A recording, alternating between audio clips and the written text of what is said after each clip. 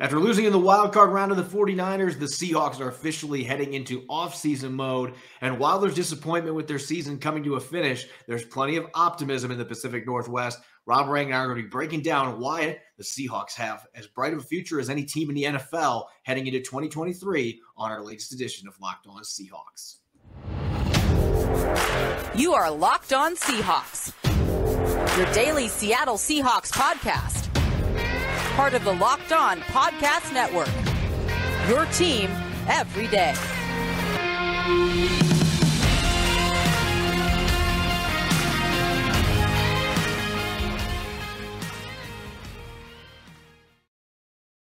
Greetings, 12. This is Corbin Smith, host of the Locked On Seahawks podcast. Joining me for our latest Monday episode, my co-host in crime, Rob Rang. A special thanks to all the 12s out there, as always, for making Locked On Seahawks your first listen 5 days a week. Unfortunately, we're not celebrating a victory. No Victory Monday today. We are kicking off the offseason. The Seahawks eliminated by the 49ers, 41-23 in the wild card round on Saturday, ushering in the offseason maybe a little earlier than many fans would have liked to see. But at the same time, there's a lot of reasons for optimism with the Seahawks exceeding all expectations and a bright future heading into 2023 and beyond. Rob and I are going to be breaking that down, plus answering your mailbag questions and taking a look at Saturday's defeat at Levis Stadium with our final Monday Musings of the 2022 season. This episode is brought your way by Prize Picks. Prize Picks is daily fantasy made easy. Pick 2 to 5 players. If they score more or less than their Prize Picks projection,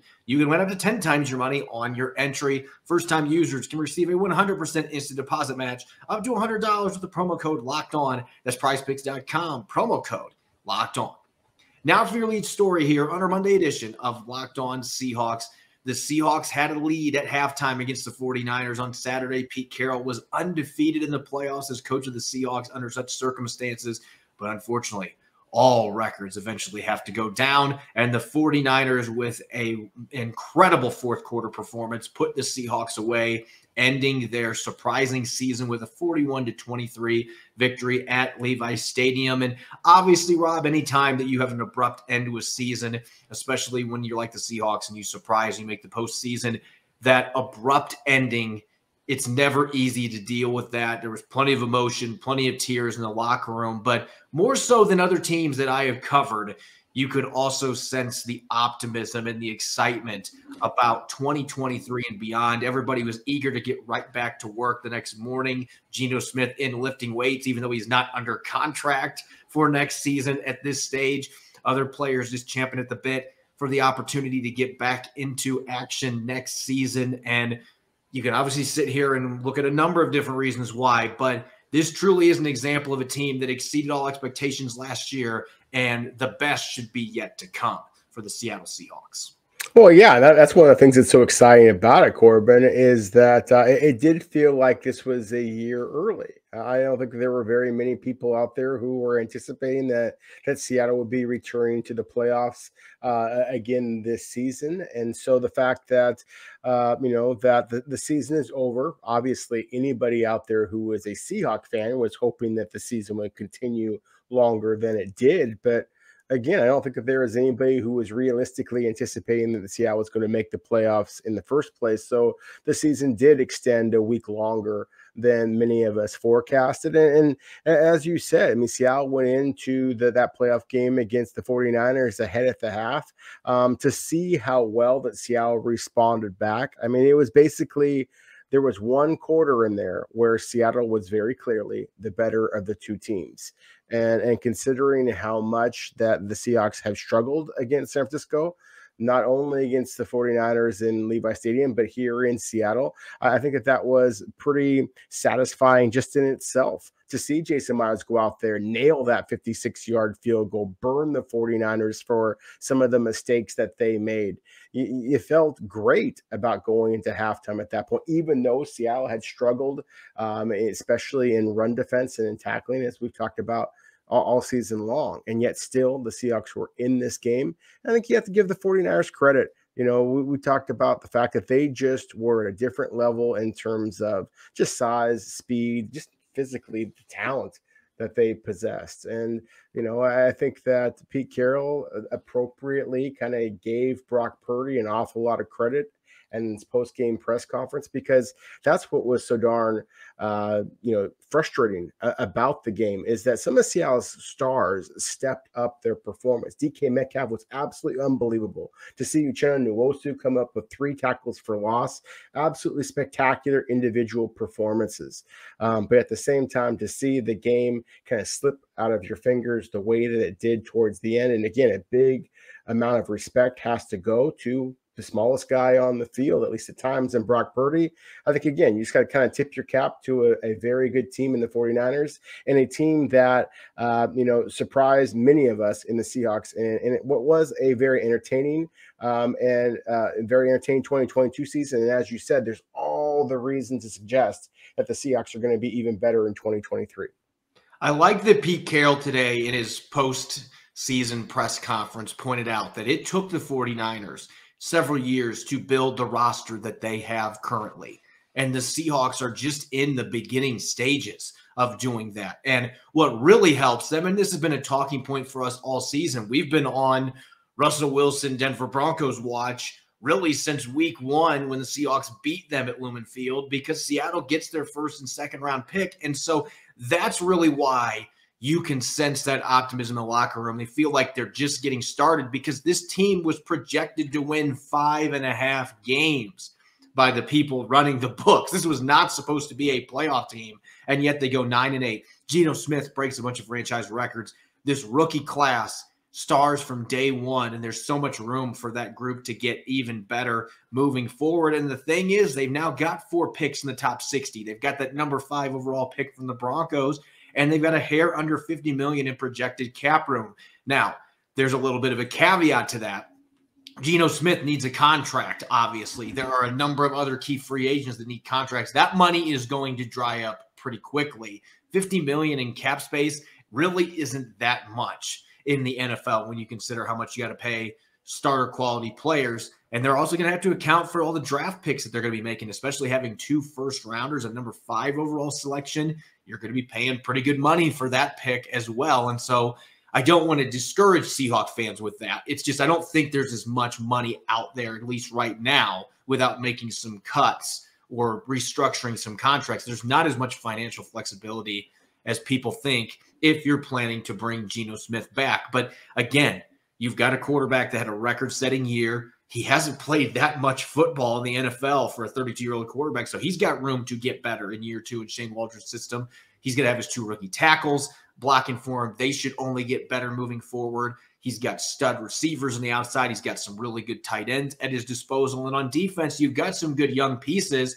That seems to be the side of the ball where they're going to have to make the most emphasis on utilizing those draft picks and whatever money they have left over in free agency to try to get that group closer to bridging the gap with a team like the 49ers. Yeah, that was clearly the difference between the 2 rosters, was just the fact that the 49ers were able to get such consistent pressure with just their base front, whereas the 49ers, or as the Seahawks, kind of consistently had to get pretty creative to be able to generate any type of consistent pressure. And then, of course, just the lack of tackling in the back half of that as well. Really what it comes down to is the Seahawks have options. And it's nice to have options at the quarterback position. Of course, the Seahawks have the ability to franchise Geno Smith if they think that he is to, look elsewhere. And I think that Geno Smith is certainly, it would be understandable if he did look elsewhere. Ever since that initial 4-year deal that he received as a 2nd-round pick from the Jets all those years ago, it's just been a series of 1-year deals. He deserves this opportunity to try to get the biggest paycheck that he possibly can. But then again, with the Seahawks and the 4 selections within the top 60, including number 5 overall, Seattle is going to be in a better position, or the best position, to take a quarterback than they have throughout the entire Pete Carroll and John Schneider era.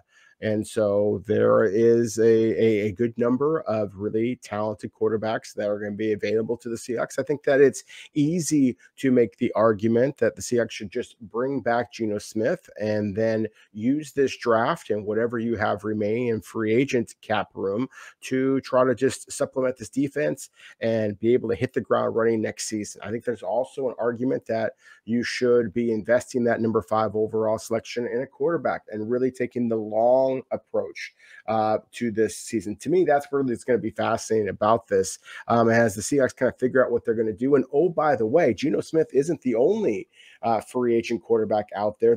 Some people are saying this is the most talented free agent quarterback class in NFL history, Corbin. So again, I can't wait to break it all down. It just feels like the Seahawks have so many different options.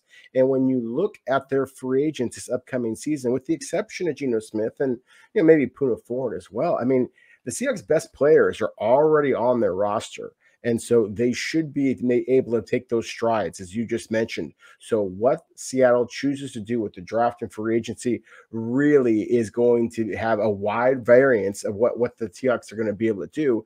And as a result, it's going to be fascinating to see if the Seahawks are looking to win right now or if they're looking to try to take a longer-term approach to rebuilding this franchise.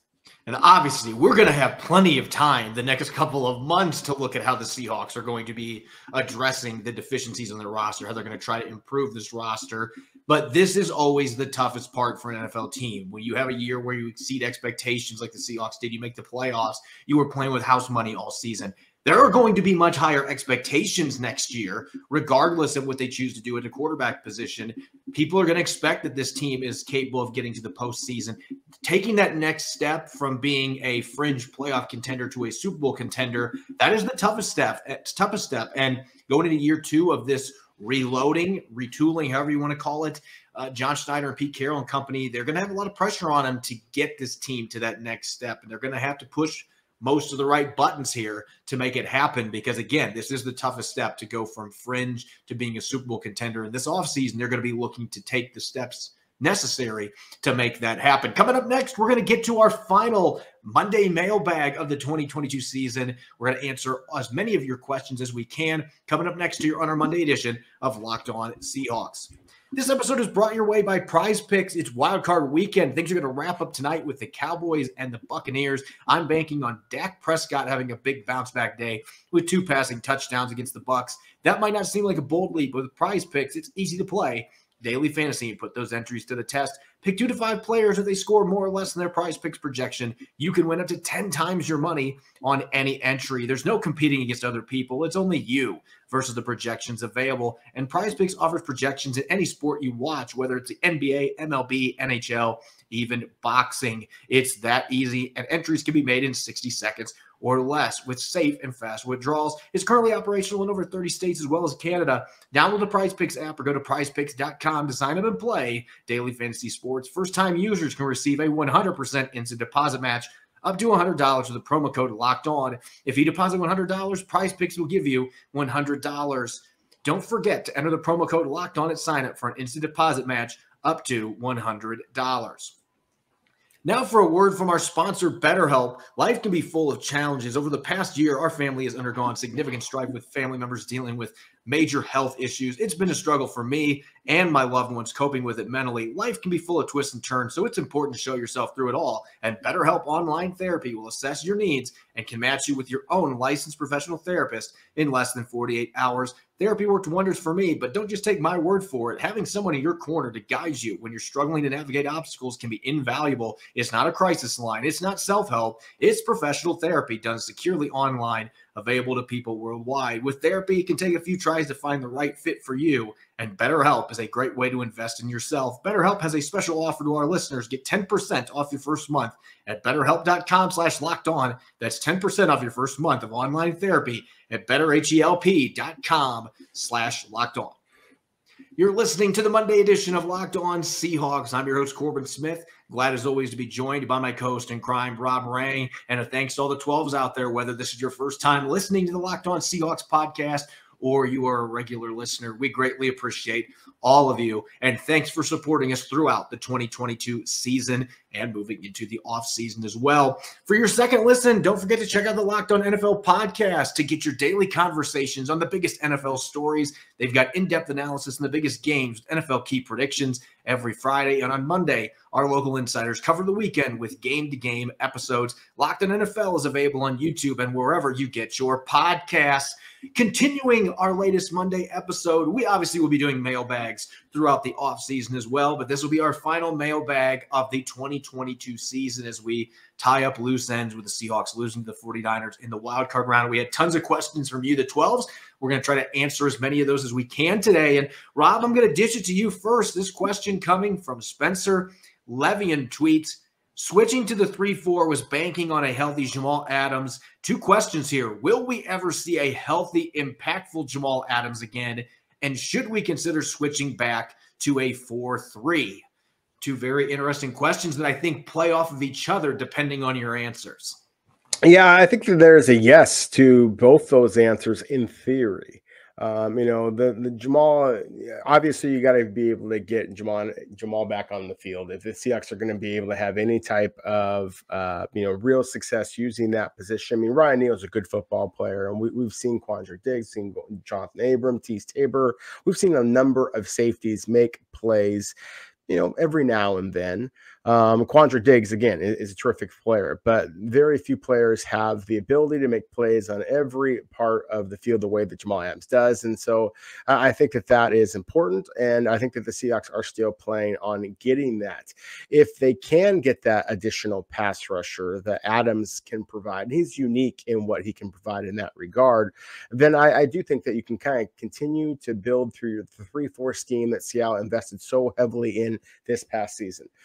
And that said, if the Seahawks don't feel that they're going to be able to get Adams back, I think that it's critical that you improve your pass rush. And so I think that considering how much that Seattle struggled to get any type of consistent pass rush this past season, that I think that there's a possibility that Pete Carroll's going to go back to his roots. And I don't think that he wants to do that. Admitting to switching at this point would basically be an admission that they screwed up this past year. But at the same time, it does feel like there are some round pegs going into square holes a little bit with some of Seattle's personnel. And so depending on the direction that Seattle takes at number 5 overall with that draft pick, and again, how comfortable the Seahawks feel about Jamal Adams being able to come back at full health, I think that there could be some changes the Seahawks are going to make on the defensive side of the ball.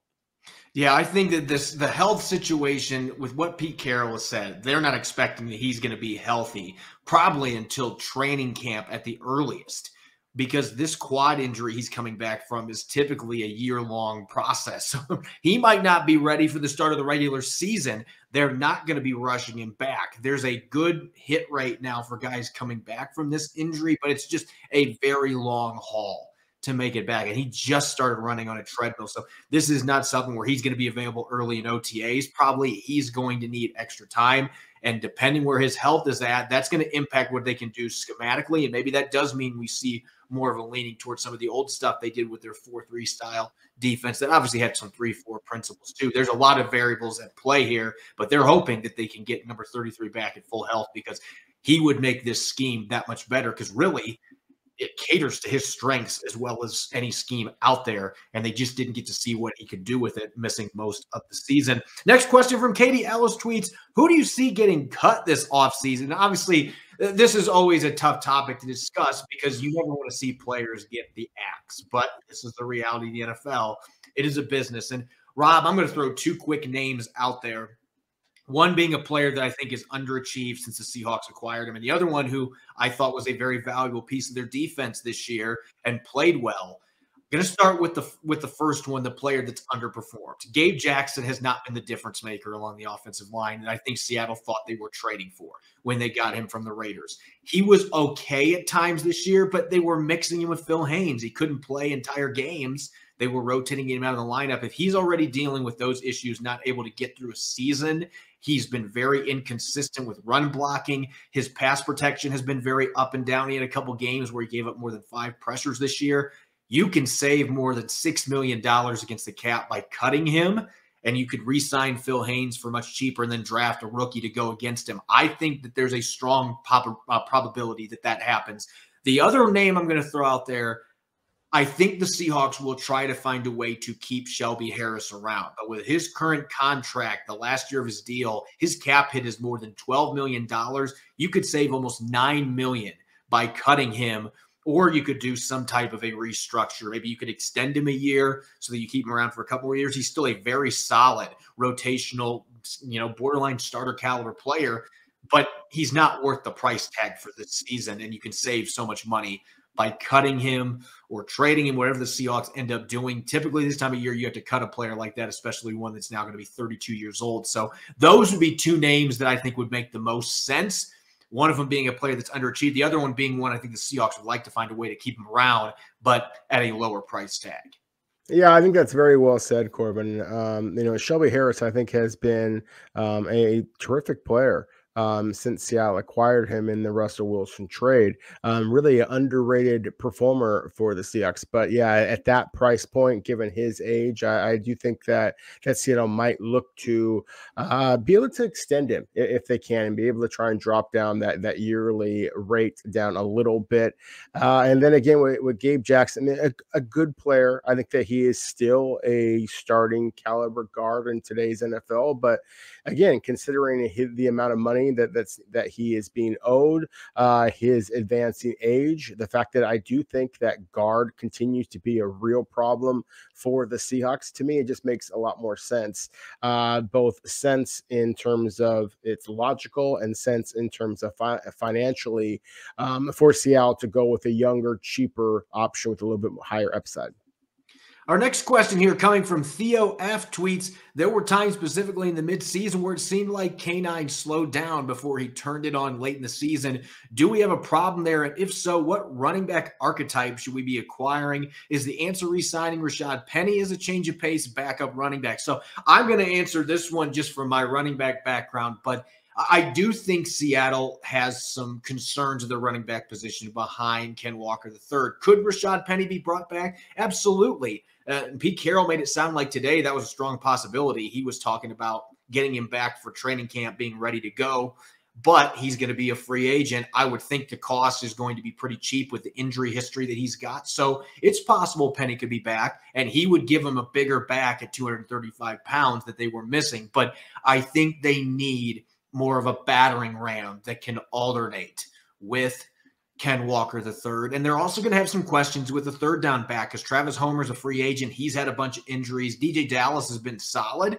Maybe DJ Dallas ends up being that guy. But I do think they're going to have to draft one running back to put into this group, preferably one that's a bigger bodied guy that can run between the tackles and get those short yardage pickups. Ken Walker III is a powerful runner, but he's not a downhill trucking style running back. They could certainly use a change of pace back in that style, and I think they could be looking for that in the draft. I agree with you. I think that that Seattle lacked that bulldozer, that bell cow of a back that just really brought a physical intensity to him. I think that anybody who has watched Kenneth Walker III this season has just been, floored with his elusiveness, his big play ability. He is just a joy to watch. But at the same time, he doesn't run with that just nastiness that we've seen some of the other backs during Pete Carroll's tenure run with. And so, yes, I do agree that I think that running back is actually going to be a little bit higher of a priority than a lot of Seahawks fans and a lot of national pundits out there might expect for this particular franchise. I do think that bringing back Rashad Penny is a strong possibility because, as you mentioned, he's just not going to get that much interest on the open market given his durability concerns. And I think that he feels like he might have some unfinished business here in Seattle as well. So, yes, I think that bringing back Penny is a priority for the Seahawks. I also think bringing back some more talent, whether it be a bulldozer, whether it be a more of a traditional third down back, an air back who excels as a receiver out of the back, I think that might be something that Seattle looks to bring back as well. Our next question here coming from Robert Boas tweets, who would you keep on the starting defense from 2022 moving forward? So right now, to me, Rob, there's only a couple of untouchables on this defense. Tariq Woolen, I think, is going to obviously be your starter long-term at right corner, getting all-pro votes. He is going to be a superstar. So he is one of them that you can lock up. I still think a healthy Jordan Brooks in the middle. I know some fans were disappointed with his performance this year, but I still think that Jordan Brooks has all-pro potential linebacker.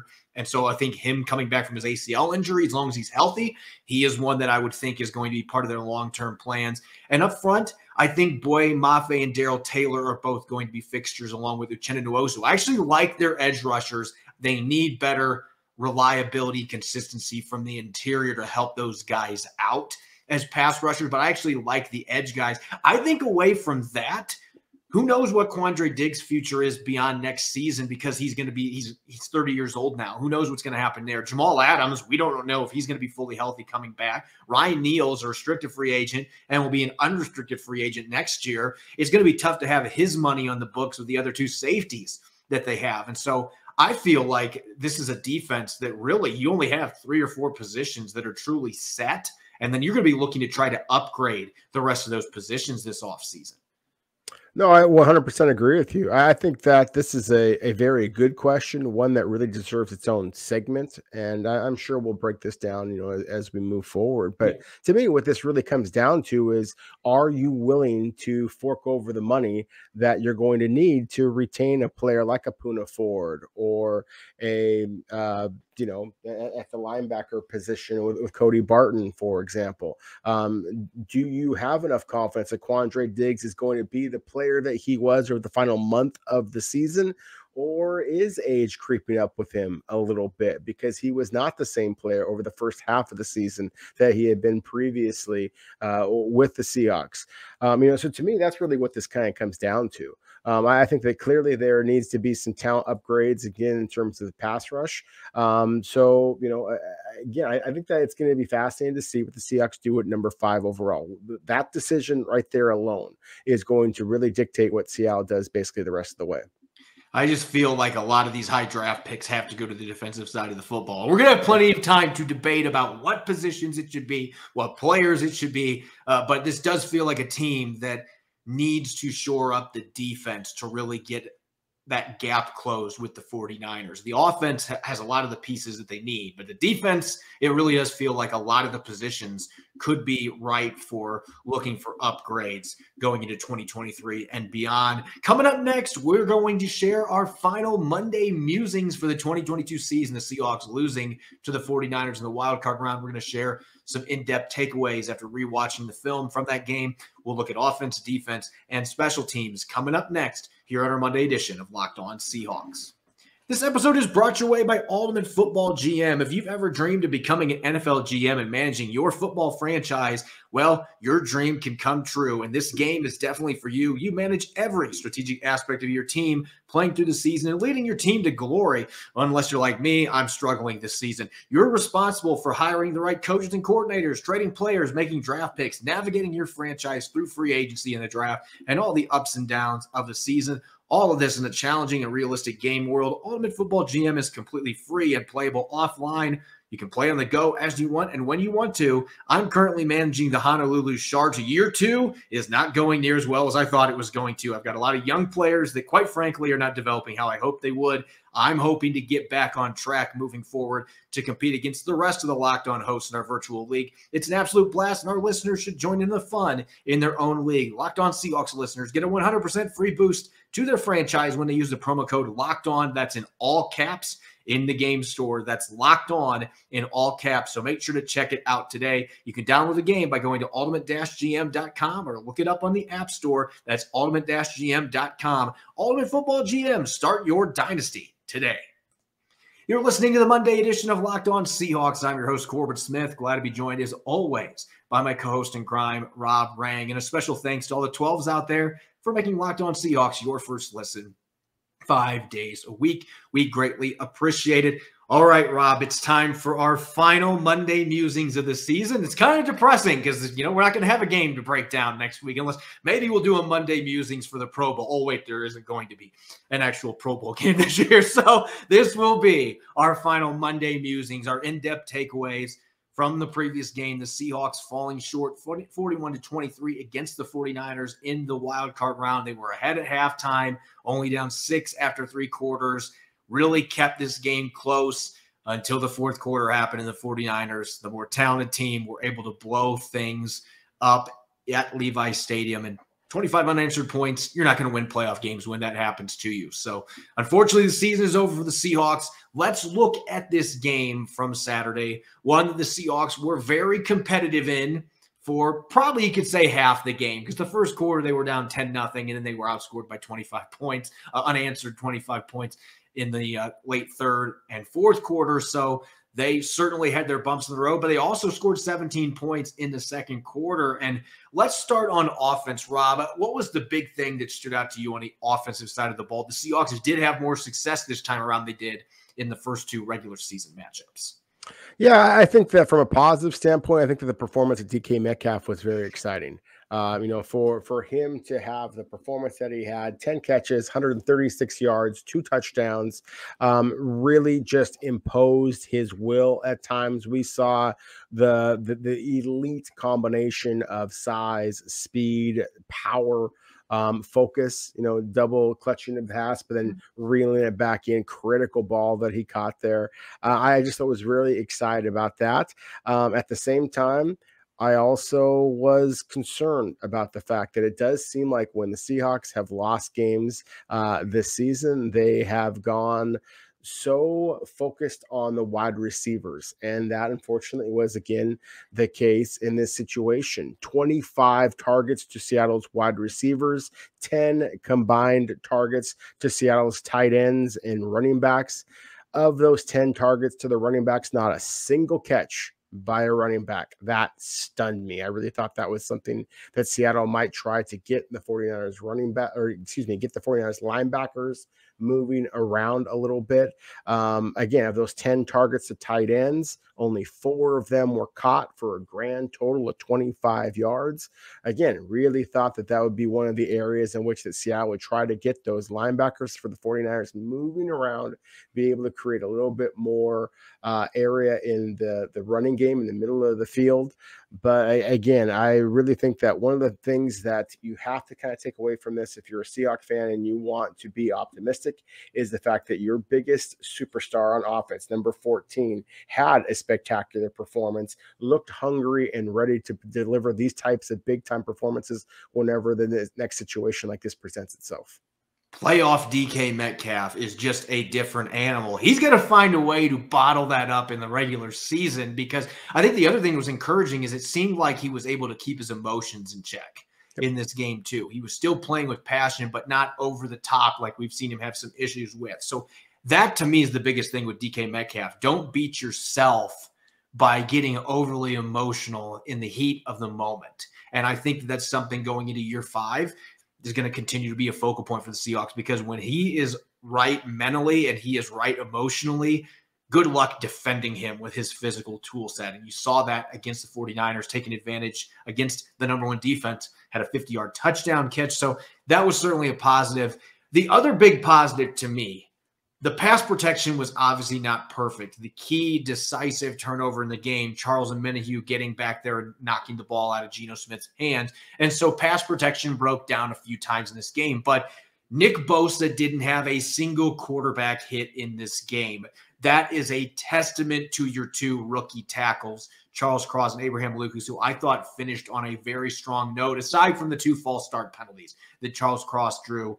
Otherwise, I thought Abraham Lucas played fantastic for a second straight week, was holding his own. He did get beat by Omenihu, was credited with that sack allowed, but otherwise was very good. He held down Nick Bosa most of the game. Charles Cross held his own against San Francisco's rushers. And even in the interior, I mean, as a team, they gave up 2 quarterback hits the entire game. There were some pressures mixed in there, but I mean, I thought compared to the first 2 matchups, it was night and day. And they really allowed Geno Smith to have the opportunity.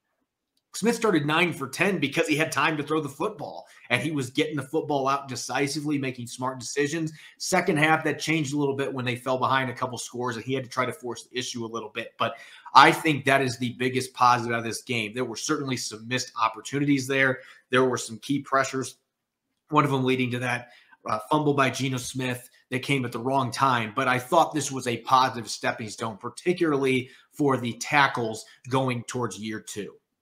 No, I 100% agree with you. Again, I think that this felt like a season that was like Seattle. Like this wasn't the year for the Seahawks. This was supposed to be year 1 of this big roster rebuild, and for Seattle's offensive tackles, those 2 rookies to play as well as they did.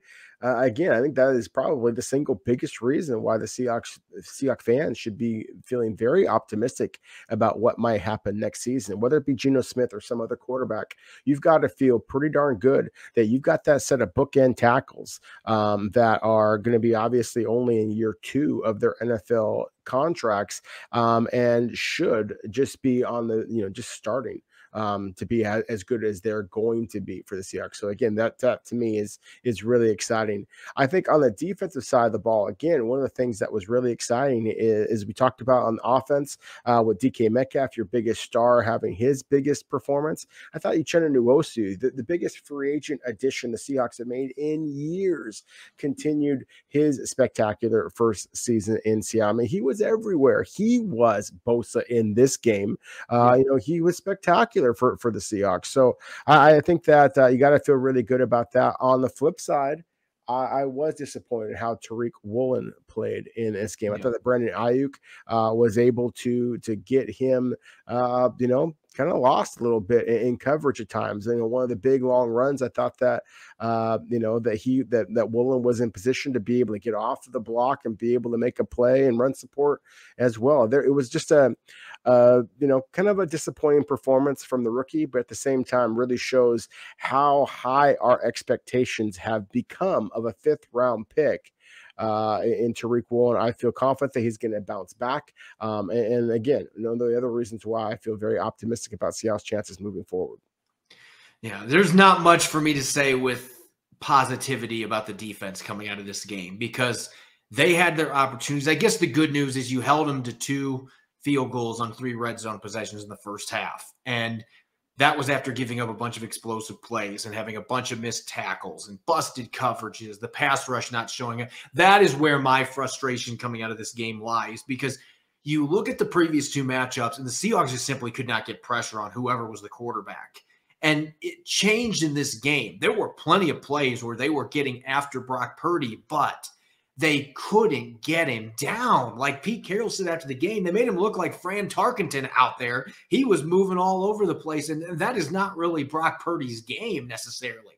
But it became his game against the Seahawks defense that just couldn't finish pass rushes with quarterback hits or sacks. They kept coming up empty time and time again, and that led to a bunch of big plays. The secondary can only cover so long, especially against the talent the 49ers have at the skill positions. And when you let sacks get away from you and the quarterback can keep a play alive, you are going to get burned. It happened on 2 touchdown passes to Christian McCaffrey and Elijah Mitchell, that those wouldn't have been there if the pass rush would have actually finished the job. And so it really was a microcosm of the Seahawks season. They didn't get enough pressure from the interior. The edge rush guys, when they did get to Brock Purdy, they didn't finish the play off. They left sacks and quarterback hits on the field far too often, and you can't do that against a team the quality of the 49ers and expect to win. So that was the biggest disappointment for me in this game. It wasn't the missed tackles. I guess I've just grown immune to that at this point because it happens every single game, but not being able to finish pass rushes and making Brock Purdy look like Fran Tarkenton out there, as Pete Carroll said, that was the worst problem in this football game, and it led to a number of explosives by not being able to finish. They got to get that figured out going into next year. No, they really do. And that's, again, we talked about this. The Seahawks have that 5th pick. And you mentioned that you think it's going to be a defensive player. I feel very confident. Unless it's a quarterback, then the only other position that makes any type of sense, you can justify using a top 5 selection, is going to be a defensive tackle or a pass rusher of some type. There are 3 or 4 very good ones, in my opinion. And I do feel confident that Seattle is going to be getting at least one new, just absolute playmaker on the defensive side of the ball during this offseason, probably via the draft, and wouldn't be surprised if they are able to get another defensive player in free agency or again in the draft.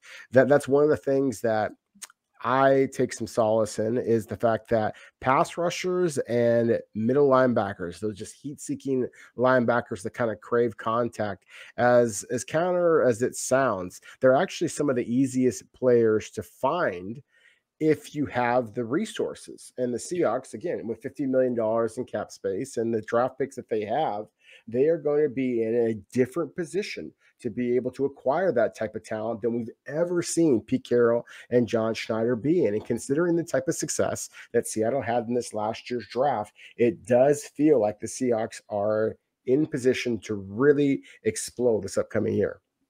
I'm going to wrap up the show real quick because we always run out of time for special teams, but I got to give kudos to Jason Myers and Godwin Igwebuike, who are both heading towards free agency in March. Seattle has to do whatever they can to re-sign both those players. I didn't think at this stage of the season I'd be talking about a kick returner being a priority to re-sign, but Godwin Igwebuike absolutely, being an exclusive rights free agent too, it's a cheap tender.